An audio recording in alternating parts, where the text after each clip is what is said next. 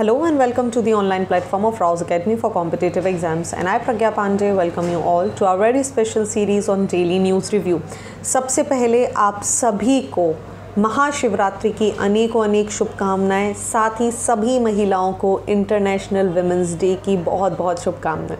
चलिए इसी के साथ शुरुआत करते हैं आज के हम महत्वपूर्ण आर्टिकल्स के बारे में। और सबसे पहले चर्चा करेंगे विमेंस वर्क पार्टिसिपेशन को लेकर, चूँकि विमेंस डे है और इसी को लेकर हमें बात करनी होगी इंडियन वुमेन एम्प्लॉयमेंट के बारे में। देखिए कहीं ना कहीं अगर हम बात करें तो पॉवर्टी ट्रेंड, महिलाओं का रिप्रेजेंटेशन, इन सारी चीज़ों को एक साथ देखा जाता है। रिग्रेटिवली जब एक सस्टेनेबल स्क्रूटनी है, ठीक है, पॉवर्टी मेजरमेंट की एक कंपेरेबल लेवल है कि कितने लोग एग्जामिनेशन में बैठ रहे हैं, क्या एम्प्लॉयमेंट है, क्या मैट्रिक्स है, उसके बाद भी अगर हम महिलाओं के पार्टिसिपेशन की बात करें वर्कफोर्स में तो ये थोड़ा सा कम देखने के लिए मिलता है।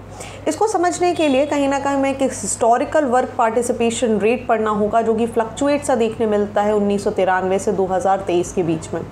एक डेटा लिया गया था from the national sample survey and the periodic labour force survey से, जो कि कहीं ना कहीं ओवरऑल ट्रेंड के बारे में बताता है कि महिलाओं का वर्क पार्टिसिपेशन किस तरीके से देखने मिल रहा है। और इसी डेटा के अनुसार 1993-94 से लेकर 2004-05 में जो वर्क पार्टिसिपेशन रेट है प्रत्येक महिला का, जो कि 15 साल या उससे ज़्यादा की हैं, ये 42% तक है।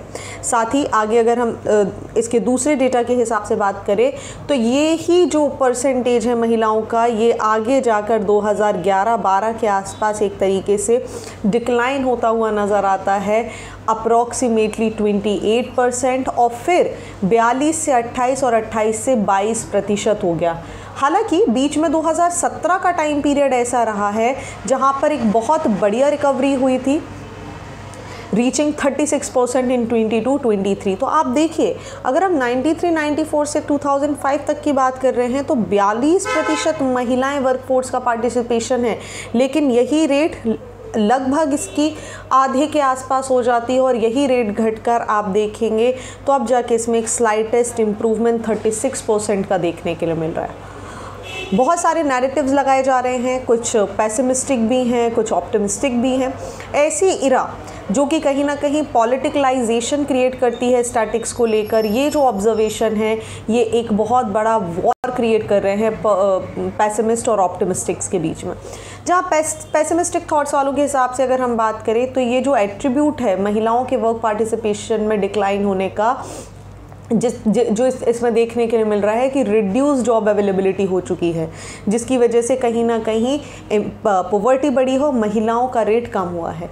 वहीं अगर हम ऑप्टिमिस्टिक विचारधारा के अनुसार बात करें तो ये पोर्ट्रे कर रहा है कि इनिशियल जो डिक्लाइन है ये कहीं ना कहीं कॉन्सिक्वेंस है हमारी ग्रोइंग प्रॉस्पेरिटी का, जो कि अलाउ करता है वुमेन को कि वो प्रायोरिटाइज करें अपनी फैमिली को, ताकि एक जो एक्सपांडेड जॉब अपॉर्चुनिटीज़ हैं उसके अनुसार कार्य किया जा सके। देखिए दोनों ही थॉट्स अलग अलग हैं। एक और अल्टरनेटिव थॉट प्रोस्पेक्ट हमें यहाँ पर देखने मिलता है जो कि बात करता है नेचुरल इकोनॉमिक ट्रांसफॉर्मेशन के, लाइक गोल्डन की यू शेप्ड कर्व के बारे में, जहाँ पर वुमेन एग्जिस्ट करती हैं in the labour market during the shift from agriculture to industry only to reenter with the service economy ascendance. देखिए समझिए जो शिफ्ट है विमेंस वर्कफोर्स का ऑन फैमिली फार्म्स, अब उसके बारे में एक डेटा समझते हैं। ये तो हो गया एक जनरल पर्सपेक्टिव, क्या एक्चुअली में ऐसा है कि महिलाओं का रिप्रेजेंटेशन कम है या केवल और केवल हमें शहरी क्षेत्रों में कम देखने मिल रहा है। तो समझिए महिलाएं जो कि फैमिली फार्म्स में इन्वॉल्व हैं उनका एक सब्सटेंशियल ड्रॉप वहाँ भी दिखा है। 23% जो कि 93 में हुआ करती थी, अब उनका जो पार्टिसिपेशन रेट है ये केवल और केवल 10% हमें देखने मिल रहा है 2017 में। बात अगर हम करें तो ये जो सब्सिक्वेंट पीरियड है ये कहीं ना कहीं मार्क कर रहा है एक इंक्रीज अनएम्प्लॉयमेंट को लेकर। Engagement in family farm work इसकी वजह से एक रिमार्केबल रिसर्जेंस देखने के लिए मिल रहा है, जो कि पिछले कुछ दशकों की अगर हम बात करें तो इसके अंदर बहुत कम हो चुका है। वहीं अगर हम वेज लेबर और सेल्फ एम्प्लॉयमेंट की बात करें, नॉन फार्म एक्टिविटीज़, तो इसमें एक स्टेबिलिटी है जो रेट 14 से 16% या 5 से 6% के आसपास हमें देखने के लिए मिल रही है। देखिए ऐसे ही सर्वे एनएसएस और पीएलएफएसएस जैसे कहीं ना कहीं यूटिलाइज करते हैं गिड प्रॉम्प्टिंग इंटरव्यूअर्स को, ताकि रिकॉर्ड किया जा सके details like usual principal activities, involvement in the work in subsidiary capacity. इसको ध्यान में रखते हुए ही अगर हम बात करें तो एनएसएस ने रिसेंटली ही देखा कि भाई 28% से अगर हम बात करें सेम अवेयरनेस और सारी चीज़ों को, daily lives, rural women, child care, water fetching, cattle care gaining, harvesting, pickle making for sale, इन सारी चीज़ों को अगर हम रख के चलेंगे तो हमें 28% से 44% रेट देखने के लिए मिल जाता है। सो कहीं ना कहीं मैथडोलॉजी का डिफरेंस है, जिसकी वजह से डेटा में शायद एक कोई चीज़ें हमें अलग देखने के लिए मिलती हैं। चलिए बात करते हैं क्लाउडिया गोल्डन की यू शेप्ड कर्व के बारे में। इकोनॉमी का टर्म है, इंपॉर्टेंट हो जाता है। यू शेप्ड कर्व रेफर करता है ग्राफिकल रिप्रेजेंटेशन जो कि इलस्ट्रेट करता है रिलेशनशिप जेंडर वेज इनइक्वालिटी के अंतर्गत, ठीक है। और यहाँ पर करियर लाइफ साइकिल देखने मिलती है किसी भी इंडिविजुअल की। आसान भाषा में बात करूँ तो ये जो कर्व है ये शो करता है कि किसी भी जेंडर के पे गैप में कितना डिफरेंस है over the course of a person's career. बात करें left to side of you, so at the beginning of their careers men and women often having similar earnings. तो ये हम यहाँ पर मान सकते हैं कि दोनों की यहाँ पर सिमिलर अर्निंग आपको देखने के लिए मिलेंगी। और ये जो गैप है ये बहुत ही कम है, बहुत कम यहाँ पर हमें देखने के लिए मिलेगा। दोनों genders might have similar education background and job opportunities early in the professional lifes. Mid career में बात करेंगे तो बॉटम ऑफ यू हमें यहाँ पर देखना होगा। एक इंडिविजुअल की प्रोग्रेस उनके करियर में किस तरीके से है, वो कैसे अपने मिड करियर की स्टेज में पहुंचते हैं, क्या जेंडर पे गैप्स वाइडन होते जा रहे हैं, मतलब क्या पहले ये ऐसा बनता था और अब ये ऐसा बनता जा रहा है, ठीक है। ये कंट्रीब्यूट करते हैं कि क्या महिलाओं पर फैमिली की रिस्पॉन्सिबिलिटी है, चाइल्ड केयर है, चॉइस है related to work life balance, क्या चीज़ें हैं जो अर्निंग पे यहाँ पर असर डाल रही हैं। लेट करियर की बात करें जिसको हम right side of the you के हिसाब से देखते हैं। Right side of the you बताता है कि लेटर स्टेज में जो करियर है उसमें जेंडर के गैप स्टार्ट हो चुका है टू द नैरो अगेन, मतलब कर्व कुछ इस तरीके से ऐसे डेवलप होते हैं। सो विमेंस की अगर हम बात करें तो देखिए अलग अलग कर्व हमें यहाँ पर देखने के लिए मिल जाएंगे महिलाओं के रिप्रेजेंटेशन में। Let me also show you one diagram so that it would be very easy for you to understand.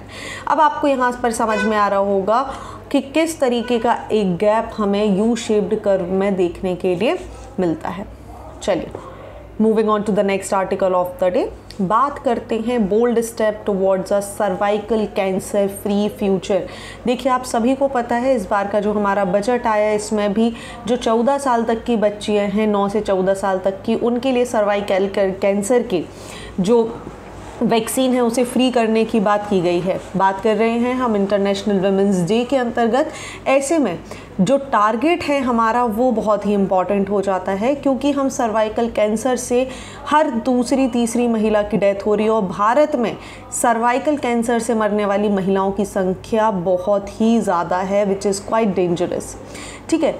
एक एडवांस हेल्थ केयर सिस्टम है समझने की कोशिश करिए आपके पास जब हम कैंसर से लड़ाई कर रहे हैं, लेकिन उसके बाद भी कैंसर एक सेकंड मोस्ट कॉमन है महिलाओं के लिए।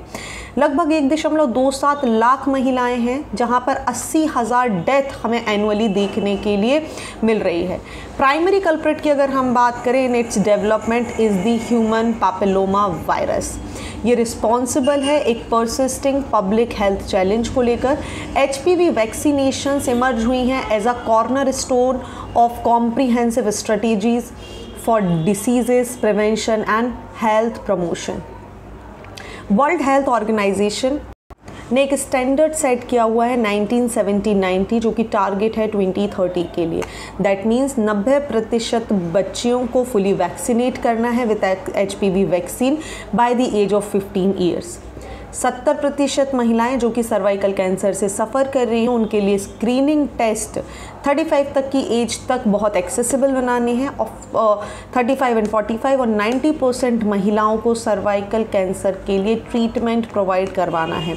ये कहीं ना कहीं शो करता है इंडिया का जो कमिटमेंट है HPV वैक्सीनेशंस को लेकर कि ये कितना ज़्यादा महत्वपूर्ण है और इंडिया किस तरीके से मेहनत कर रहा है ग्लोबल माइलस्टोन को लेकर, इरेडिकेट करने को लेकर सर्वाइकल कैंसर को, ठीक है। चलिए, इम्पॉर्टेंट क्यों है? देखिए, ऐसा नहीं है कि एलिमिनेट नहीं कर सकते। ऑस्ट्रेलिया ने सर्वाइकल कैंसर से निपटने के लिए टारगेट फिक्स कर दिया कि हम 2035 तक इसको ख़त्म कर देंगे। Same goes with Rwanda. बहुत सारी सक्सेसफुल वैक्सीनेशन है, कैंपेनिंग है, लोगों को बताना पड़ेगा कि HPV कैंसर क्या होता है, इसके क्या प्रॉब्लम है। क्योंकि जब हम साउथ ईस्ट एशियन रीजन्स की बात करते हैं, जैसे Bhutan, Indonesia, Maldives, Myanmar, Sri Lanka, Thailand, इन्होंने भी नेशन वाइड HPV वैक्सीन्स को लॉन्च किया है ताकि सभी जगह से महिलाओं को सुरक्षा प्रदान की जा सके। ऐसे में जो सिक्किम मॉडल है ये सबसे ज़्यादा इफेक्टिव हमें देखने के लिए मिलता है, क्योंकि सिक्किम ने सक्सेसफुली अप्रोच कर लिया है HPV वैक्सीनेशन सर्वर मॉडल, ताकि इफेक्टिवली पब्लिक हेल्थ स्ट्रैटेजी में से लेकर आया जा सके। इम्प्रेसिव वैक्सीनेशन ड्राइव की गई, जिसमें 97% जो सिक्किम में रहने वाले बच्चियां थी, महिलाएं थी, हेल्थ केयर स्पेशलिस्ट थी, वर्कफोर्स थी, इन सभी को वैक्सीनेशन दी गई है। भूटान, जो कि एक लो मिडिल इनकम कंट्री है, उसने भी इस प्रोग्राम को 2010 में शुरू किया था, जहां पर 12 से 18 साल की बच्चियों को इस वैक्सीनेशन को दिया गया और 95% तक इनको कंप्लीट कर लिया गया। अब आप समझिए ये इतना इम्पॉर्टेंट क्यों है। एक तरफ हम अपने नेबरिंग नेशंस की बात कर रहे हैं, हम अपने खुद के देश में कुछ स्टेट्स की बात कर रहे हैं हु आर डन अमेजिंग। ऐसे में इंडिया की जो रिसेंट अचीवमेंट हैं, जो कि हमने डेवलप कर लिया है क्वाड्रिवेलेंट वैक्सीन सर्विवैक, जो कि सिग्निफिकेंट स्टेप दिखाता है कि इंडिया के पास नॉलेज है, इंडिया उसको ईजी कर सकता है। जो कि सर्विवैक केवल और केवल 2000 रुपये प्रति डोजेज है। ये कहीं ना कहीं एग्जिस्टिंग वैक्सीन जो कि बहुत डबल और ट्रिपल रेट की है, उनसे एक ज़्यादा बड़ी सुरक्षा प्रोवाइड करता है। ठीक है, चलिए moving on to the next article of the day. बात करते हैं चाइना और ताइवान को लेकर। अब देखिए, बहुत दिनों से हम देख रहे हैं कि एक टेंशन चल रही है चाइना और फिलीपींस के बीच में, जहाँ पर दे हैव इंटेंसिफाइड, मतलब कि एक नए लेवल पर यहाँ पर लड़ाई इस तरीके से बढ़ चुकी है कि मनीला ने एक्यूज़ कर दिया है चाइना को कि वो रेकलेस है, इलीगल एक्शंस कर रहा है साउथ चाइना सी में लेके। और ये लेटेस्ट इशू में अगेन जो चाइना और फिलीपींस है वो फिर से आ गया। इसमें चाइना ब्लॉक कर रहा है फिलीपींस की resupply mission near the second Thomas shawl, जो कि जिसकी वजह से माइनर स्ट्रक्चरल डैमेज भी हमें देखने मिला है फिलीपाइंस बोट में। चलिए समझते हैं कि आखिर इनका मैरिटाइम डिस्प्यूट क्या था। ये जो हर्ट है of the issue lies in the contesting claims over the South China Sea. China assert कर रहा है एक territorial control over almost the entire region, जिसकी वजह से स्कार ब्रॉड शोल, जो कि कहीं ना कहीं सीज कर ली गई थी फ्रॉम द फिलीपींस इन 2012, उसको भी यहाँ पर डैमेज हुआ है। ठीक है, बहुत ज़्यादा राम कथा में जाने की आपको आवश्यकता नहीं है, आप सीधा साउथ चाइना सी के बारे में यहाँ पर पढ़ेंगे। साउथ चाइना सी, जैसे आप सभी को पता है कि लोकेट करती है हमारी सदर्न एशिया में, जिसमें बॉर्डर क्रिएट करता है चाइना नॉर्थ में, वियतनाम वेस्ट में, फिलीपाइंस ईस्ट में और ताइवान नॉर्थ ईस्ट में, और मलेशिया और ब्रुनई साउथ में और इंडोनेशिया साउथ वेस्ट में। ऐसे में ये सारी कंट्री अगर हम देखें तो कहीं ना कहीं साउथ चाइना सी इनके लिए एक बहुत प्रोमिनेंट लोकेशन है, क्योंकि यही सी बहुत सारे आइलैंड्स और आर्किपेलागो के लिए भी घर बनाता है, some of which are again disputed because of the countries.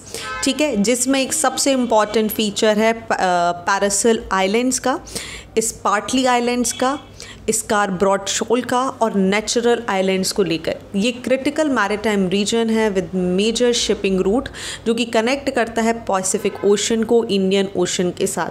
एक सिग्निफिकेंट पोर्शन है वर्ल्ड ट्रेड का, जिसके अंतर्गत ऑयल एंड नेचुरल गैस हमें देखने के लिए मिल जाता है।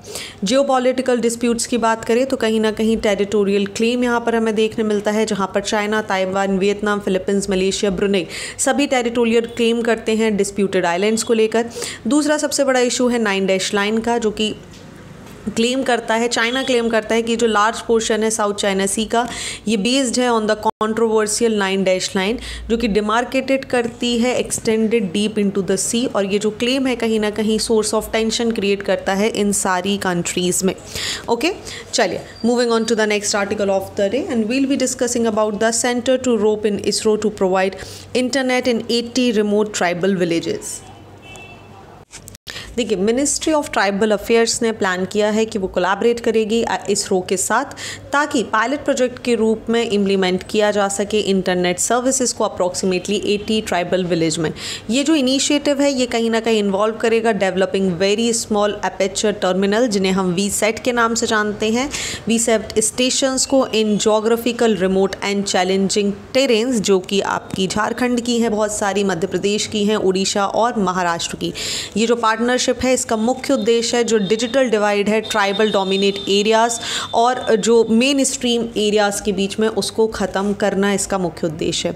प्रोजेक्ट डिटेल के बारे में अगर हम बात करें तो वीसैट स्टेशन को फैसिलिटेट किया जाएगा इंटरनेट कनेक्टिविटी के लिए, मेडिकल सर्विसेज के लिए, एजुकेशनल कनेक्टिविटी और बहुत सारी चीज़ों के लिए, ताकि मैक्सिमम जो ई गवर्नेंस के कॉन्सेप्ट के साथ हम काम कर रहे हैं और इन आइसोलेट एरियाज़ तक पहुँचा जा सके और इनकी जो रियल टाइम प्रॉब्लम है उसको समझा जा सके।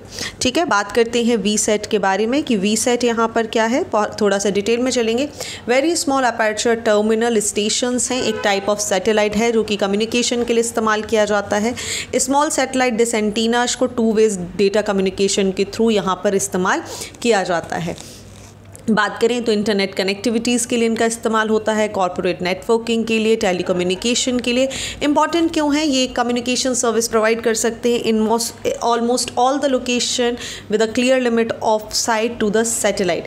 क्विक डेवलप हो जाते हैं, स्केलेबिलिटी भी इनकी बहुत ज़्यादा हो जाती है, कॉस्ट भी बहुत ही फ्रेंडली होती है, जिसकी वजह से इनका इस्तेमाल करना बहुत ही आसान साबित होता है। ठीक है, तो ये थे आज के महत्वपूर्ण आर्टिकल। आई होप आपको सारी चीज़ें क्लियर हो चुकी होंगी। आगे बढ़ने के पहले बात करते हैं मेंस के क्वेश्चन ऑफ द डे के बारे में। So here are 2 very important question in front of your screen. पहला क्वेश्चन बात कर रहा है वुमेन वर्कफोर्स पार्टिसिपेशन को लेकर और दूसरा बात कर रहा है चाइना के जो इंक्रीज्ड डोमिनेंस है साउथ ईस्ट एशिया में उसको लेकर, right. So what all you have to do, just write the answer, click the photograph and upload it on the given link below. साथ ही आप किसी भी प्रकार का कोई डाउट है, कोई समस्या है तो आप मुझे pragyapande@rawsacademy.in पर डायरेक्टली भी मेल कर सकते हैं। So thank you for watching this video. Do not forget to hit like button, comment your valuable feedback and also press the subscribe button to never miss any updates. Please follow us on Instagram and Facebook. Links are given below in the description box. Thank you and see you soon. And once again, Happy International Women's Day to all the ladies out there.